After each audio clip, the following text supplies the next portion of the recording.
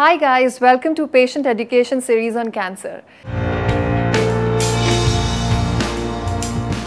Cancer एक malignant disease है जिसकी वजह से हर साल लगभग 4,50,000 जाने जाती हैं। फिर भी हर साल इस खौफनाक बीमारी के लगभग 7 से 8 लाख न्यू केसेस रजिस्टर होते हैं। चौंकाने वाली बात यह है कि इनमें से 2 lakh cases head and neck cancer का शिकार होते हैं।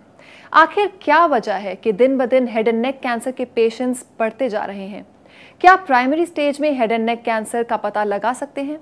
और क्या इसका कोई ट्रीटमेंट मौजूद है?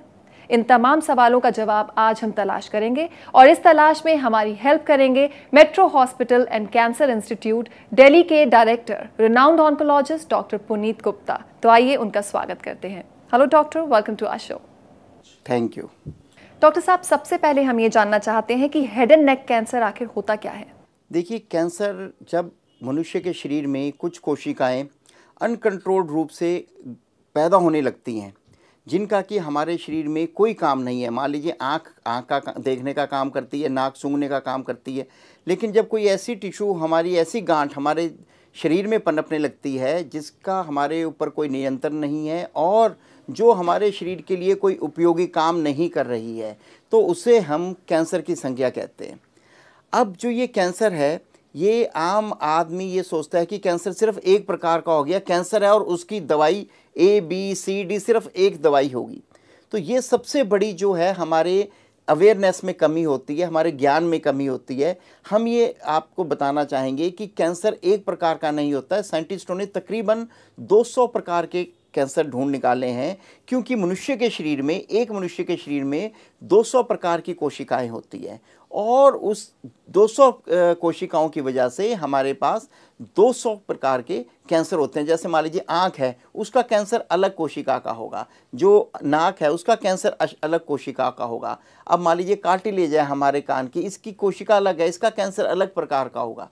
इस प्रकार से मनुष्य के शरीर में 200 प्रकार के कैंसर होते हैं, इसलिए कि जनता इस बहकावे में नहीं आ जाए कि नहीं जी मेरे पास एक दवाई है और मैं इससे कोई भी कैंसर ठीक कर सकता हूं। ये कभी पॉसिबल नहीं हो सकता, क्योंकि कैंसर अपने आप में ही 200 प्रकार के कैंसर हैं। Doctor, head and neck cancer के रिस्क फैक्टर्स क्या हैं? देखिए, हेड एंड नेक कैंसर में रिस्क फैक्टर जो सबसे पहली श्रेणी का है, हम उसको 3 श्रेणियों में बांटते हैं। सबसे पहली श्रेणी को हम बोलते हैं बायोलॉजिकल फैक्टर्स, दूसरी श्रेणी को हम बोलते हैं केमिकल फैक्टर्स, तीसरी श्रेणी को हम बोलते हैं आपके उस प्रकार के फैक्टर जिनको हम फिज़िकल फैक्टर्स कहते हैं। सबसे पहले मैं बायोलॉजिकल फैक्टर्स को लूँगा। बायोलॉजिकल फैक्टर्स में विभिन्न प्रकार के वायरस इन्फेक्शंस आती हैं। सबसे कॉमन जो इन्फेक्शन होती है हेड एंड नेक कैंसर में HPV, जिसको हम ह्यूमन पैपिलोमा वायरस बोलते हैं, जो औरतों में भी बच्चेदानी के मुंह का कैंसर करता है। अब ये HPV वायरस तकरीबन 100 किस्म के वायरसेस होते हैं, जिसमें से जो 16 किस्म के तकरीबन वायरस हैं आप जो कैंसर कर सकते हैं, और उसमें HPV टाइप 16 और टाइप 18 सबसे ज़्यादा कॉमन होता है। दूसरे फैक्टर आते हैं केमिकल फैक्टर। केमिकल में आप सबसे पहले जो इम्पोर्टेंट केमिकल हैं वो होते हैं tobacco chemicals, tobacco related chemicals, क्योंकि तंबाकू में जो केमिकल्स पाए जाते हैं वो तकरीबन आप देखेंगे उसमें 4000 केमिकल्स में से 60 केमिकल्स ऐसे होते हैं जो मनुष्य के शरीर में कैंसर पैदा कर देते हैं। अब आता है केमिकल्स को लास्ट कैटेगरी जो आती है फिज़िकल फैक्टर्स की। फिज़िकल फैक्टर्स में जो मोस्ट इंपॉर्टेंट होता है, जैसे मान लीजिए शार्प टीथ, कोई तेज़ दांत है, या दूसरा मान लीजिए कि हम कुछ ऐसी चीज़ हम यूज़ कर रहे हैं, जैसे मान लीजिए सौंफ है, बीटल नट है, जो बार बार से हमारे को वो केमिकल डैमेज भी करता है लेकिन साथ में फिज़िकल डैमेज भी कर सकता है। वो हमारे म्यूकोजा को, अंदर की जो चमड़ी है मुंह की हमारी, उसको बार बार वो काटते रहती हैं। तो वो बार छोटे छोटे कट लगने से भी और रिपीटेड डैमेज होने से, फिज़िकल डैमेज होने से भी बाद में जो है कैंसर पनप जाता है। डॉक्टर, टोबैको और हेड एंड नेक कैंसर में क्या कनेक्शन है? देखिए, तंबाकू आमतौर पे हम लोग सोचते हैं कि जो भी नेचुरल प्रोडक्ट है, प्रकृति ने देन दिया है, वो केमिकल इतने सेफ़ होते हैं कि उनसे कुछ नहीं होता है। ये एक बहुत बड़ी गलत धारणा है। हमारे को केमिकल में, मैं आपको सबसे नेचुरल केमिकल्स में अगर आप देखेंगे प्रकृति की देन, अगर एक सांप का आप विष लीजिए, वो तो कोई हम किसी फैक्ट्री में नहीं बनाते हैं, वो भी प्रकृति में उपलब्ध है। उसी प्रकार से अगर आप देखेंगे तंबाकू के पत्ते के अंदर जो 4000 केमिकल होते हैं। ये प्रकृति ने क्यों बनाई ये केमिकल? क्योंकि वो तंबाकू के पत्ते को कीट से बचाना चाहती है। तो वो एक किस्म के नेचुरल कीटनाशक हैं जिसको हम पेस्टिसाइड बोलते हैं। तो ये नेचुरल पेस्टिसाइड हैं बिकॉज ये नेचर ने बनाए हैं, क्योंकि वो पत्ते को कीटों से बचाना चाहती हैं। उसमें अगर आप देखेंगे जो 4000 प्रकार के केमिकल हैं, उसमें सिर्फ एक केमिकल होता है जिसे हम निकोटीन कहते हैं। ये निकोटीन जो केमिकल है ये हमारे शरीर में निकोटिनिक रिसेप्टर्स होते हैं। निकोटिनिक रिसेप्टर्स के साथ अटैच होकर ये हमारे अंदर जो लत की आदत डाल देते हैं, तो उससे हमारे को तंबाकू की लत पड़ जाती है। अब आप अगर देखेंगे कि निकोटीन अगर हम सिर्फ 4000 केमिकल से बचना चाहते हैं तो सिर्फ एक केमिकल जिसे निकोटीन कहते हैं उसकी अगर हम गम बनाकर जब भी हमारा दिल करें तंबाकू लेने को, अगर वो हम निकोटीन की गम चबा लें तो उससे क्या होगा जाएगा कि हमारे को जो वो किक थी वो हमारी शांत हो जाएगी, जो लत थी और जो वो हमारी उससे हमारे को राहत मिल जाएगी। और आप दिन में चाहे 10 च्युइंगम खाइए, 20 खाइए, 30 खाइए, धीरे धीरे धीरे धीरे वो लत च्युइंगम की भी कम होती जाएगी और आप तंबाकू से मुक्त हो जाएंगे।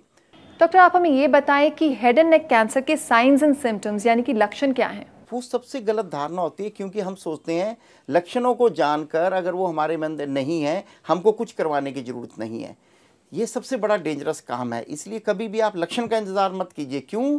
क्योंकि हर एक जो लक्षण कैंसर का होता है वो सिर्फ एंड स्टेज में आता है। मैं सबसे ज़रूरी बात आपको ये समझाना चाहूँगा। तो सबसे इम्पोर्टेंट क्या है कि आप रेगुलर टाइम पर अपना हेल्थ चेकअप कराइए। लक्षण का कभी इंतज़ार मत कीजिए। पर क्योंकि हमारे लोग जाते नहीं हैं इसलिए लक्षण बताना भी ज़रूरी है। वो मैं इसलिए आपको बता रहा हूँ कि आज से हो सकता है अगर हम बहुत जागरूक हो जाएं तो हमारे को कि मैं सोचता हूँ कभी भी लक्षण बताने की ज़रूरत नहीं पड़ेगी। पर आज की स्थिति में लक्षण बताना ज़रूरी है। जैसे मान लीजिए कोई भी जख्म जो होता है जीभ पे या मसूड़े पे जो आपका 6 हफ्ते से ज़्यादा हील नहीं कर रहा है, आपने कुछ इलाज ले लिया, कुछ लोग क्या करते हैं कुछ आयुर्वेदिक ले लिया, कुछ होम्योपैथिक ले लिया, कुछ जख्म का इलाज ले लिया और वो 6 हफ्ते से ज़्यादा हो गया आपको इलाज लेते हुए। वो इलाज लेने के बाद भी आपके देखने के बाद सब एक्सपेरिमेंट करने के बाद आपके वो हील नहीं हो रहा है, घाव नहीं भर रहा है, उसको आप अपने डॉक्टर के पास जाइए और उसको बोलिए सर मैंने 6 हफ्ते तक अपना एक्सपेरिमेंट कर लिया और अब ये जख्म ठीक नहीं हो रहा है, ये कैंसर तो नहीं है। वो ये वर्ड यूज़ करें। लोग आजकल डरते हैं कि नहीं डॉक्टर के पास जाएंगे, डॉक्टर साहब ये तो कुछ भी नहीं लग रहा है मेरे को, तो ये कुछ भी नहीं है, तो वो भी आप बस कुछ ऐसी दवाई लिख दीजिए। ये गलत है। उनको जाके डॉक्टर को बोलना चाहिए कि डॉक्टर साहब ये कैंसर तो नहीं है। अगर वो डॉक्टर बोलेगा कि हाँ मैं कैंसर स्पेशलिस्ट नहीं हूँ, हो सकता है ये कैंसर हो, आप ठीक जगह पे जाइए, तब वो आपको ठीक जगह पे भेजेगा। इसलिए जागरूकता बहुत ज़रूरी है। इंग्लिश में हम इसे बोलते हैं लीगल लैंग्वेज में any non healing wound more than 6 weeks is cancer until and unless proven otherwise. तो डॉक्टर अपने आप प्रूव करेगा कि हाँ ये आपका ये जो जख्म है ये कैंसर नहीं है। फिर आप उसे लिखवा के लीजिए कि हाँ मैंने ये टेस्ट कर लिए हैं और मुझे पता लगा है कि ये कैंसर नहीं है, तब आप इलाज लीजिएगा। तो ये बहुत ज़रूरी है। आजकल जो हम गलती कर रहे हैं, मुंह में बड़े बड़े जख्म हुए पड़े हैं और उसके बावजूद भी हम कैंसर का डायग्नोसिस नहीं करवा के डॉक्टर को बोलते हैं नहीं मैं टेस्ट नहीं करवाऊंगा, मैं कोई जब इसको मैं टच नहीं करवाऊंगा, आप वैसे मेरे को कुछ विटामिन लिख दीजिए। तो डॉक्टर प्रेशर में आके कई बार ये काम करते हैं विदाउट एनी टेस्टिंग, वो उनको कुछ मेडिसिन लेके घर भेज देते हैं और कैंसर अगले 4-5 महीने में जो कैंसर है वो आदमी को मार देता है। तो ये सबसे घातक प्रूव होता है। बहुत बहुत ज़रूरी है। मैं आप दर्शकों से यही करूँगा कि प्लीज़ लक्षणों का कभी इंतज़ार मत कीजिए, उनको कभी उन पर ध्यान मतलब इस ढंग से नहीं दीजिए कि लक्षण होगा तब मैं जाऊँगा। आप बगैर लक्षण का इलाज किए हर साल आप अपना हेल्थ चेकअप जरूर करवाएं। हेड एंड नेक कैंसर को डायग्नोज कैसे किया जा सकता है? देखिए डायग्नोसिस में सबसे इम्पॉर्टेंट जो चीज़ है कैंसर में, कोई भी जो डॉक्टर है चाहे वो एलोपैथिक हो, आयुर्वेदिक हो, होम्योपैथिक हो, किसी भी फील्ड का, यूनानी है, कुछ भी है, किसी भी फील्ड के हैं, कैंसर का डायग्नोसिस कभी भी जो है सैंपल लिए बगैर नहीं होता है। तो हमारे लोगों को ये एजुकेशन तो कहते हैं सर डॉक्टर ने सीटी स्कैन देखा बोल दिया जी कैंसर है, अब वो हम घर ले गए जी, अब तो कोई इलाज नहीं है इसका। कभी ऐसी गलती मत करें, क्योंकि कैंसर का जो डायग्नोसिस है, जो पक्का पता है, जो ठप्पा है कैंसर का, वो तभी लगता है कि जब हम जो मरीज है उसकी कोशिका निकालेंगे, अगर वो बाहर की कोशिका है तो वहाँ से लेंगे, अगर अंदर है तो किसी दूरबीन से या किससे कर उसको कोशिका को निकालेंगे। उस कोशिका को काट के फिर हम दूरबीन के अंदर देखते हैं। जो दूरबीन या जिसको माइक्रोस्कोप कहते हैं, ये भी अलग अलग प्रकार के होते हैं। कुछ ऑप्टिकल होते हैं, फ्लोरोसेंट होते हैं, इलेक्ट्रॉन माइक्रोस्कोप होते हैं। तो अलग अलग कैटेगरी के इलेक्ट्रॉन माइक्रोस्कोप हैं। मतलब कि आप मान लीजिए 1 लाख रुपए से लेकर 10 लाख रुपए तक के इलेक्ट्रॉन माइक्रोस्कोप्स होते हैं। तो अलग अलग टेक्नोलॉजी है। अब जो माइक्रोस्कोप्स हैं उसमें सबसे इंपॉर्टेंट चीज़ ये है कि आप ऑप्टिकल माइक्रोस्कोप में देखने से, जब दूरबीन के अंदर देखने से, कोई ऐसा नहीं कि कोशिका को काटूं मैं बोलूं जी ये कैंसर है, ऐसा नहीं होता है कभी भी। लोग हमारे गलत धारणा से करते हैं कि नहीं सर हमने तो टच नहीं करवाया, डॉक्टर ने बता दिया कैंसर है। वो एक प्रिजम्पटिव डायग्नोसिस होता है। और जैसे मैंने बताया कि 200 प्रकार के कैंसर होते हैं, तो कभी भी आप ये मत मान लीजिए कि आपको कैंसर बोला तो एक आप पूछिए जी 200 में से किस प्रकार का कैंसर है और उसका किस प्रकार का इलाज है। क्योंकि 200 प्रकार के कैंसर की जो दवाइयाँ, जिस प्रकार से मान लीजिए टीबी है उसकी दवाई अलग है, मलेरिया है उसकी दवाई अलग है, कोढ़ है उसकी दवाई अलग है। कोई आदमी ऐसा नहीं बोलता जी ये मेरे पास दवाई है, ये कोढ़ में भी काम करेगी, मलेरिया में भी काम करेगी, टीबी में भी काम करेगी, निमोनिया में भी काम करेगी, तो वो आपका बेवकूफ़ बना रहा है। सिंपल सी बात है। कोई दुनिया में ऐसी दवाई नहीं है जो इन चारों बीमारियों को एक साथ ठीक कर दे। उसी प्रकार से दुनिया में कोई ऐसी दवाई नहीं है जो एक दवाई है जिससे 200 प्रकार के कैंसर ठीक हो जाएं। डॉक्टर, आज की मेडिकल टेक्नोलॉजीज में पहले की अपेक्षा क्या एडवांसमेंट्स हुए हैं? देखिए, सबसे इम्पॉर्टेंट चीज़ जो हेड एंड नेक कैंसर में अगर आप देखेंगे लेटेस्ट जो आई हैं कि जो इसका वायरस था जिसकी वजह से हेड एंड नेक कैंसर होता है, ये अभी जिन 3 साइंटिस्ट की टीम ने ये ढूंढा है उनको नोबेल प्राइज़ अवार्ड किया गया। और ये जो HPV वायरस से ही लोगों ने अब एक वैक्सीनेशन भी निकाल दी है। जैसे मान लीजिए एड्स में हमारे को पता लग गया कि एड्स एक वायरस की वजह से होता है, लेकिन वो वायरस की वैक्सीनेशन आज तक नहीं निकल पाई है। सबसे अच्छी खुशी की बात यह है कि जो हेड एंड नेक कैंसर का वायरस निकला है उसके लिए डिस्कवरर्स को नोबेल प्राइज़ भी मिला और अलग से एक टीम ने उसके लिए वैक्सीनेशन भी ढूंढ निकाल ली है। बल्कि 2 किस्म की वैक्सीनेशन हमारे पास मार्केट में अवेलेबल है। क्योंकि जैसे मैंने आपको बताया था HPV वायरस 100 प्रकार के होते हैं, जिनमें से तकरीबन 15 प्रकार के जो हैं वो कैंसर कॉज करते हैं। और टाइप 16 और 18 ये 2 किस्म के जो वायरस हैं जो कैंसर कॉज करते हैं, इनके अगेंस्ट 2 किस्म की वैक्सीनेशन अवेलेबल है जो 6 महीने के अंदर अंदर 3 बार दी जाती है। और एक वायरस जो एक वैक्सीनेशन की कॉस्ट है तकरीबन 3000 रुपये के करीब वो पड़ती है। अब सबसे अच्छी बात यह है कि जो साइंस में डेवलपमेंट हुई, कितने शॉर्ट टाइम में साइंटिस्टों ने ये डिस्कवरी करके कि उसका कैंसर का कारण ढूंढ के उसकी वैक्सीनेशन बनाकर हमारे सामने रख दी है। और अब कुछ कंट्रीज़ में अगर आप देखेंगे कि हेड एंड नेक कैंसर को रोकने के लिए, जहां मान लीजिए आप देखेंगे कि ओरल सेक्स से भी ये हेड एंड नेक कैंसर हो जाता है। क्यों? क्योंकि HPV वायरस जो है वो कम्युनिकेट हो जाता है उनमें। ये प्रोफेशनल सेक्सुअल वर्कर्स में उनको इवन वैक्सीनेट भी किया जाता है। कुछ कंट्रीज़ में तो अब इवन मेल चिल्ड्रन वैक्सीनेशन की भी बात हो रही है। जहां उनको लगता है एक्सपोजर हाई है, उनको आप ये वैक्सीनेशन एक्सपोजर को प्रिवेंट करने के लिए भी दे सकते हैं कि उससे कैंसर ना हो। तो साइंस ने ये बहुत उपलब्धि की है। वैसे ही साइंस ने एक, जैसे मान लीजिए हेपेटाइटिस हो जाती थी, लीवर कैंसर हो जाता है उसकी वजह से, तो HBV वायरस होता है, उसके अगेंस्ट भी वैक्सीनेशन आ गई है। वो जो वैक्सीनेशन है अगर हम दे देते हैं तो वो जो लीवर कैंसर है वो लीवर कैंसर से हमारे को बचाव हो जाता है।